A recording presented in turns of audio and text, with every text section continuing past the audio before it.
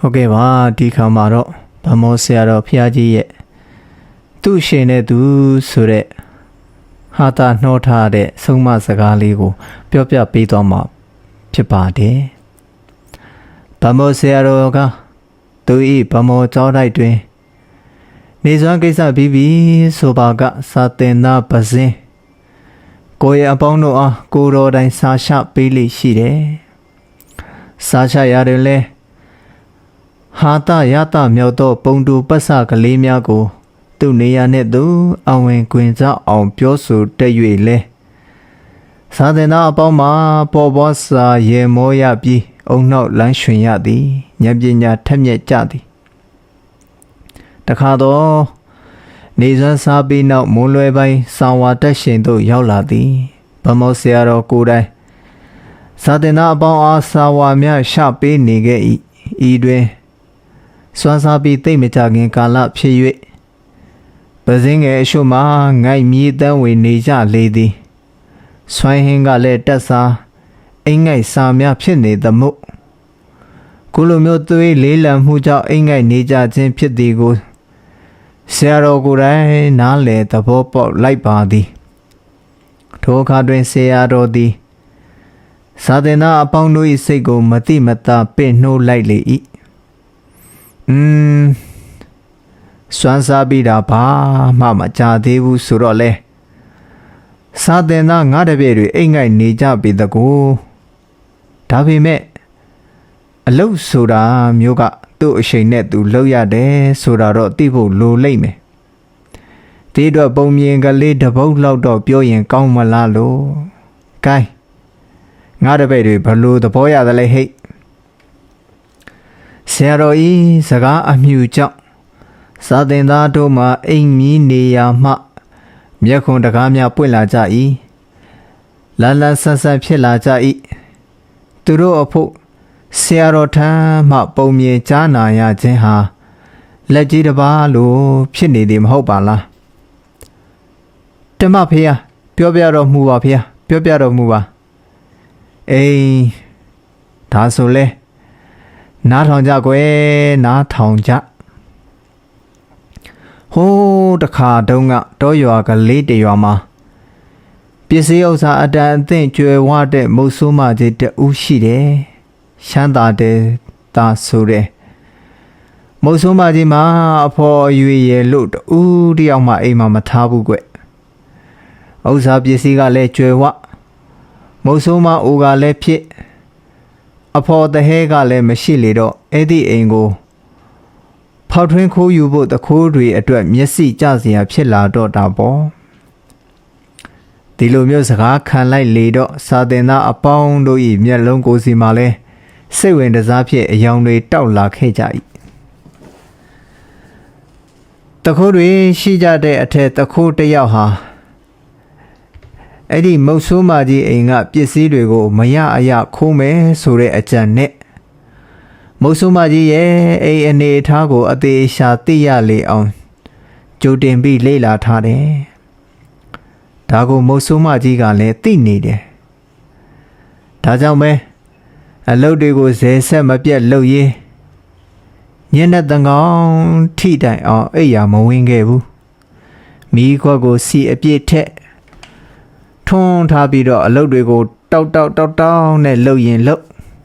မလုပ်ရင်လည်းဖယားကိုအတန်ကျဲနဲ့ရှိခိုးလို့ရှိခိုးပေါ့ဒီလိုမျိုးနိုးကြာရှိနေတဲ့အတွက်ကြောင့်လဲတခိုးခမများသူ့လုပ်ငန်းကိုအကောင့်ထဲပေါ်ဖို့တိတ်မလွယ်ဘူးဖြစ်နေလေရဲ့အေးဒါပေမဲ့အဲ့ဒီတခိုးကအင်မတန်မှဇွဲနေပဲကြီးတာကလားဒီကနေ့မှဒီအိမ်ကပစ္စည်းကိုမရအောင်ခိုးမယ်လို့စိတ်ဆုံးဖြတ်ပြီးမုတ်ဆိုးမကြီးအလစ်နေ့လေကင်းကလေးကနေအိမ်ထဲကိုတိတ်ကလေးဝင်လို့ထုတ်တန်းပေါ်တွေ့တက်ပြီးကတ်နေတယ်သဘောကတော့ညဘက်ရောက်တာနဲ့အလစ်မှာခိုးမယ်ဆိုတဲ့အကြံနဲ့ပေါ့ဒီလိုနဲ့အချိန်တွေကတရွတ်ကုန်လွန်ပြီးညဘက်ကိုရောက်လာခဲ့တယ်မုတ်ဆိုးမကြီးကတော်တော်လဲပါတယ်အိမ်ပေါ်မှာတခိုးရောက်နေပြီဆိုတာကိုသိနေတယ်ဒါပေမဲ့တခိုးဆိုပြီးအော်လို့ကလည်းမဖြစ်ပြန်ဘူးဘာကြောင့်ဆို တခိုးမာကလက်နက်ကရိယာမပါဘူးလို့မပြောနိုင်ဘူးမဟုတ်လားမတော်အော်ရမလားဆိုပြီး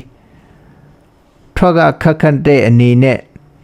ဓားတွေဘာတွေနဲ့ထိုးပြေးသွားရင်အခက်ဒီတော့တခိုးကတ်နေတာကိုတိလျက်နဲ့မသိချင်အောင်ဆောင်းနေလိုက်တယ်မုံဆိုမကြီးဟာတကယ်ကိုညံများတဲ့အဖွားကြီးပဲသူဘာလုပ်တယ်လဲမှတ်တယ်လဲမိဘချောင်နဲ့ဝင်ရေနွေးချောင်းအိုးတဲလက်ဖက်တွေတုပ်လုံနေလိုက်တယ်ပြီးတော့မှအတန်ခက်ကြဲကြဲနဲ့ဘယ်သူရဲ့ဘဲဝါရဲ့လက်ဖက်တုပ်ထားတယ်လာစားကြအောင်